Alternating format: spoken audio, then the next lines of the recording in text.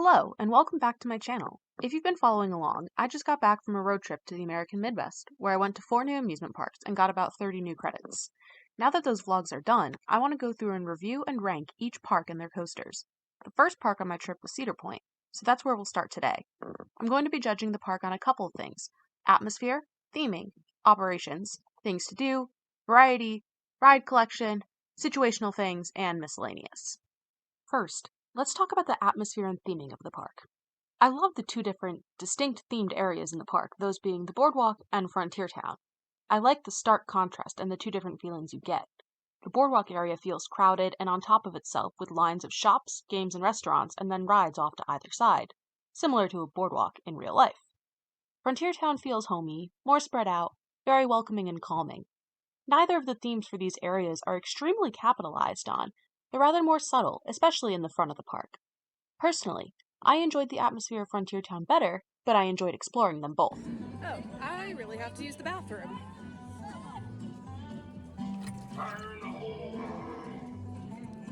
I'll find another one.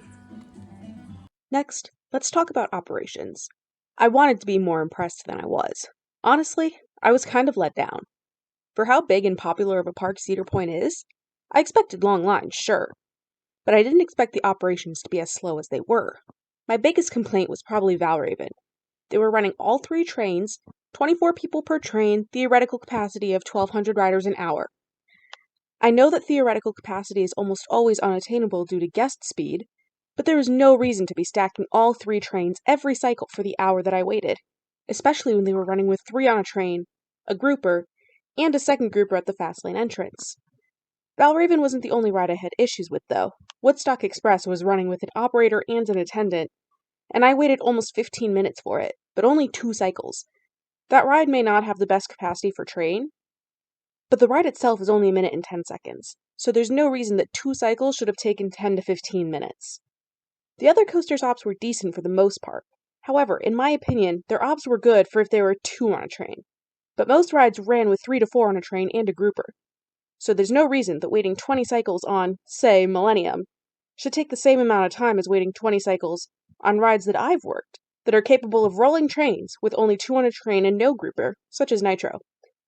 Perhaps I'm being so critical because I've worked rides before and am used to being encouraged to push throughput and move lines quickly, but for a park as large and popular as Cedar Point, I was not impressed with the ops.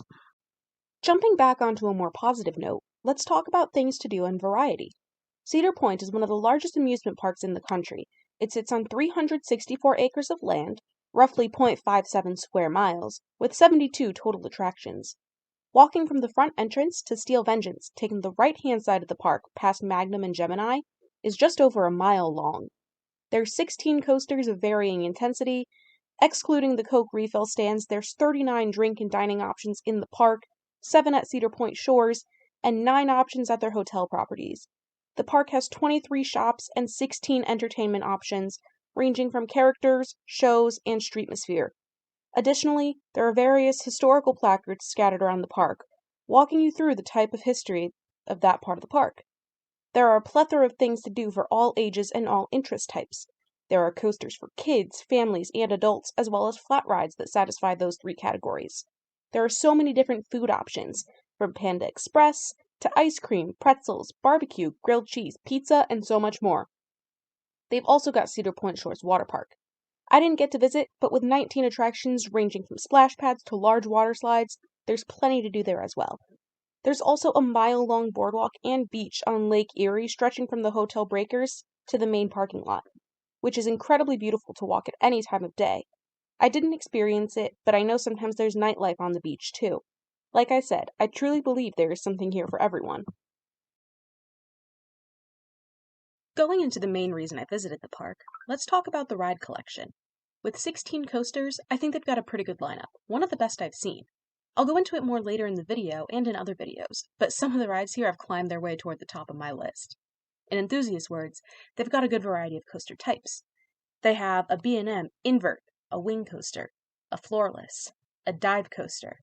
They have an aero corkscrew, mine train, suspended coaster, hyper coaster, and dueling hybrid coaster.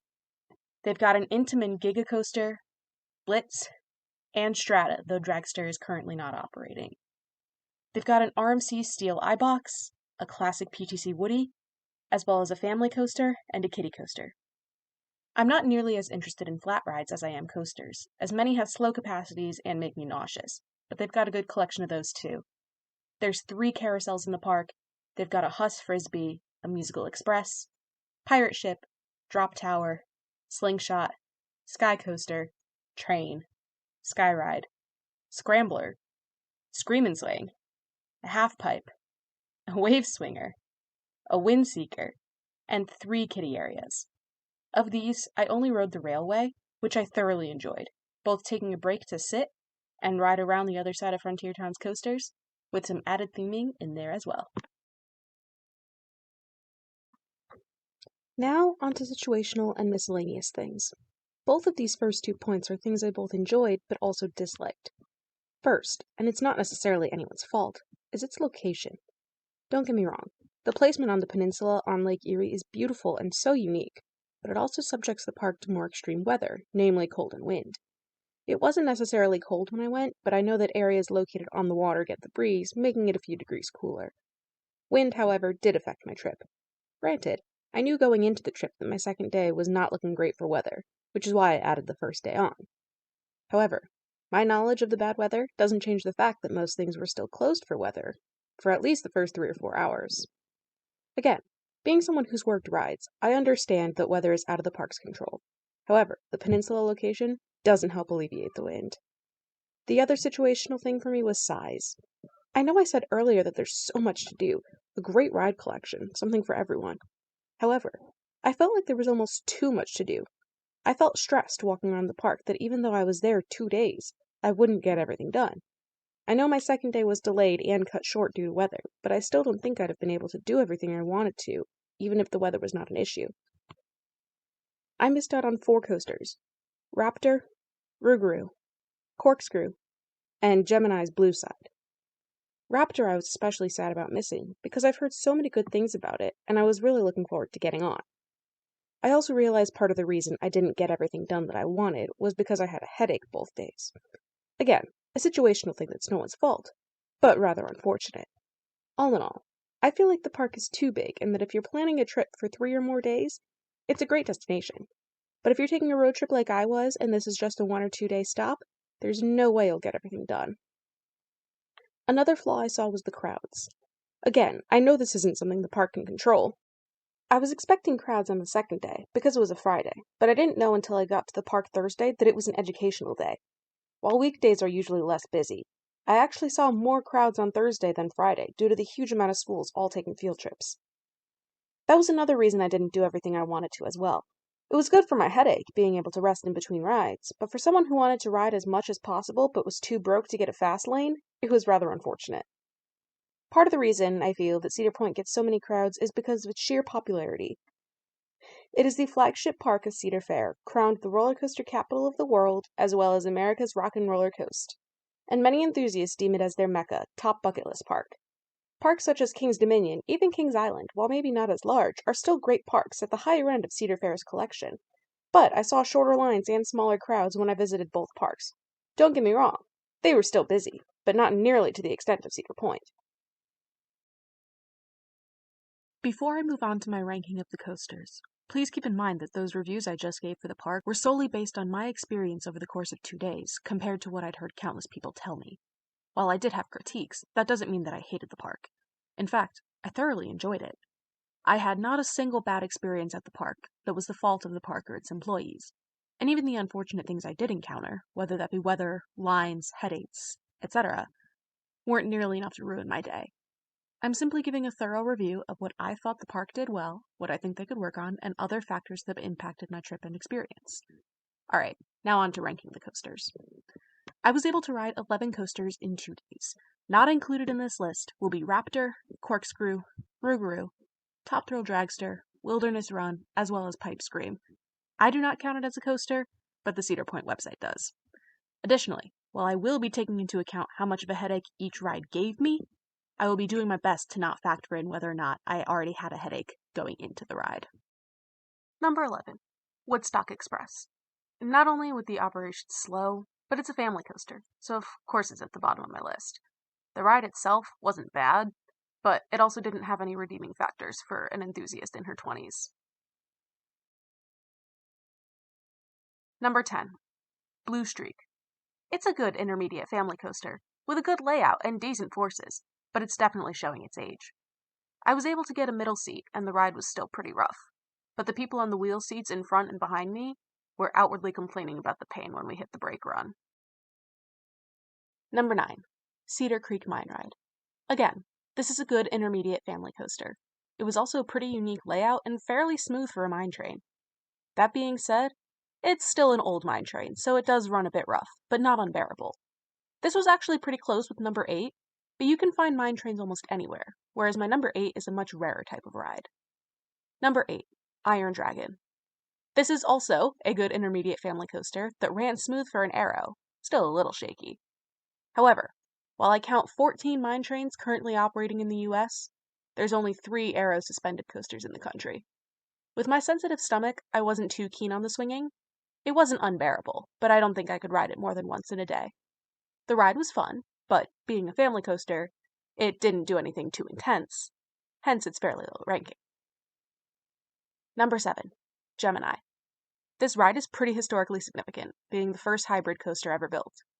Racing was also pretty fun, and there were some decent forces and a pretty good layout. However, being an old Arrow, as per the last 3 entries on this list, it shows its age. Again, it wasn't necessarily unbearable, but it did run a little shaky. It was more intense than the mine ride in Iron Dragon, but not as intense as the coasters ranked above it. Number 6. Magnum XL 200. This ride is also historically significant, as it was the first hyper coaster ever. This thing definitely pulled some forces, both in the first half with decent floater ejector combos, and in the back half with the insane ejector on those triangle hills. However, Arrow's profiling comes to bite them in the butt again. The airtime on those hills was like no other, but so was the jackhammering you got when you slammed back into your seat after each hill. This ride would definitely have ranked higher if it hadn't given me such a headache from those last few hills. Number 5. Valkyrie. I know a lot of people like to hate on B&M, but I tend to like them because they're generally smoother than most other manufacturers, Vekoma and Arrow. B&Ms with shoulder restraints, however, are a hit or miss for me. Green Lantern and Firebird. Valkyrie even fell on the higher end of that spectrum. There was a little bit of a rattle, but nowhere near the worst I experienced on this trip or on any B&M. The ride was also longer than the only other dive coaster I've experienced so far, Griffin at Busch Gardens, Williamsburg. Valkyrie has 3 inversions and an extra turnaround, where Griffin only had 2. However, it's still a short ride, and I don't think an hour-long wait was warranted for it. I also prefer Griffin better, not only because it was a walk-on all day, but because I feel like the splashdown trumps an extra inversion. Number 4. Gatekeeper. This was my first wing coaster, and I loved it. It was incredibly smooth, and I loved the interaction with the keyholes in the park entrance. Very unique and photogenic. When I think of Cedar Point, the first thing I think of is that entrance. The only thing I wished for this ride was that it pulled more intense forces. I understand that airtime and laterals aren't the main goal of wing coasters, but that doesn't mean I don't still wish there was more. I struggled a lot between my top 3 because I loved all of these rides so much and I found little to nothing wrong with any of them. But at number 3 is Millennium Force. This ride absolutely blew me away, considering the nickname of Millennium Forceless that so many people have given it. The combination of floater and ejector airtime that most of those hills gave was incredible, and that speed hill flying past the station was insane.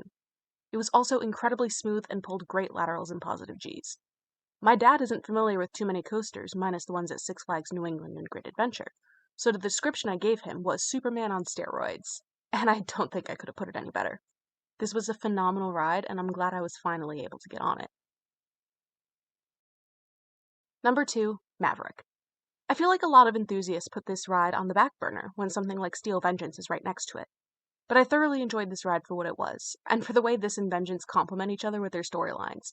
The first launch wasn't anything crazy, but getting pulled over that beyond vertical drop coming out of a launch was insane. Those snappy S-bends were so incredibly forceful, and the second launch was pretty intense. The ride wasn't built for airtime, but the few pops that it did have were incredible. I can only see 2 downsides to this ride. One being that the sheer speed and forces that this ride pulls can rattle your head a bit, but then again, so does Millennium. The only other thing that put a damper on my ride was the trim after the second launch. However, even though the ride slowed down for a second, it picked right back up, and the end of the ride was still phenomenal. I also know that they put those trims in because otherwise the rest of the ride would have been too intense, similar to i305's trims.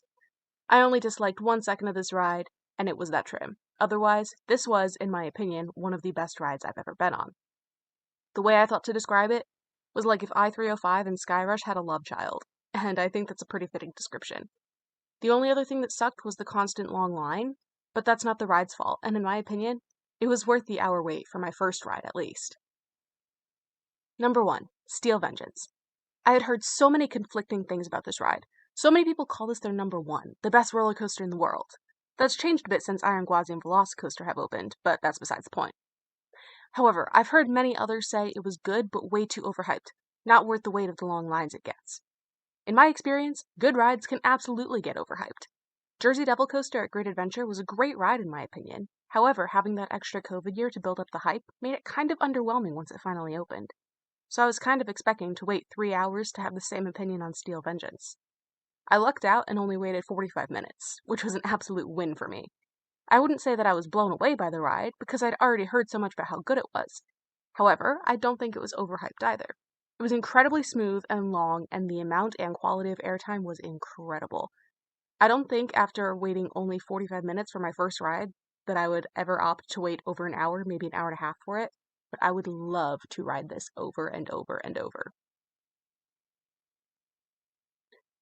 I do intend on doing a separate video where I fit the parks I visited on this trip into my current list of park rankings, as well as one where I adjust my top 10 and 25 lists, so stay tuned for those.